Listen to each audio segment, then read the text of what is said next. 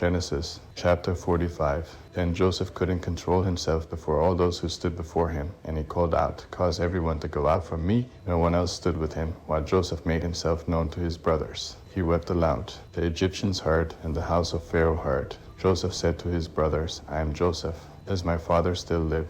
His brothers couldn't answer him, for they were terrified at his presence. Joseph said to his brothers, "Come near to me, please." They came near. He said, "I am Joseph, your brother, whom you sold into Egypt. Now don't be grieved nor angry with yourselves that you sold me here, for God sent me before you to preserve life. For these 2 years the famine has been in the land, and there are yet 5 years, in which there will be no plowing and no harvest. God sent me before you to preserve for you a remnant in the earth, and to save you alive by a great deliverance. So now it wasn't you who sent me here, but God, and he has made me a father to Pharaoh, lord of all his house, and ruler over all the land of Egypt. Hurry and go up to my father and tell him, this is what your son Joseph says, God has made me lord of all Egypt. Come down to me. Don't wait. You shall dwell in the land of Goshen, and you will be near to me, you, your children, your children's children, your flocks, your herds, and all that you have.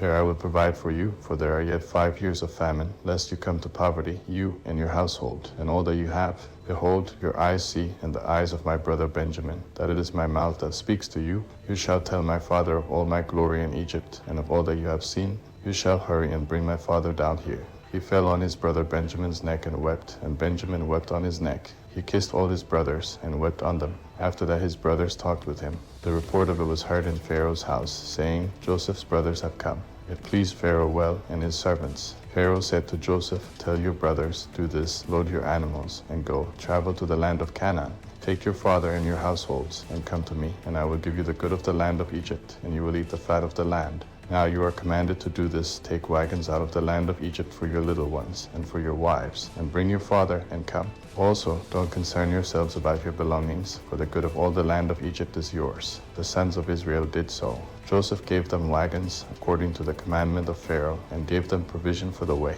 He gave each one of them changes of clothing, but to Benjamin he gave 300 pieces of silver and 5 changes of clothing. He sent the following to his father: 10 donkeys loaded with the good things of Egypt, and 10 female donkeys loaded with grain and bread and provision for his father by the way. So he sent his brothers away, and they departed. He said to them, "See that you don't quarrel on the way." They went up out of Egypt and came into the land of Canaan to Jacob their father. They told him, saying, "Joseph is still alive, and he is ruler over all the land of Egypt." His heart fainted, for he didn't believe them. They told him all the words of Joseph, which he had said to them. When he saw the wagons which Joseph had sent to carry him, the spirit of Jacob, their father, revived. Israel said, "It is enough. Joseph my son is still alive. I will go and see him before I die."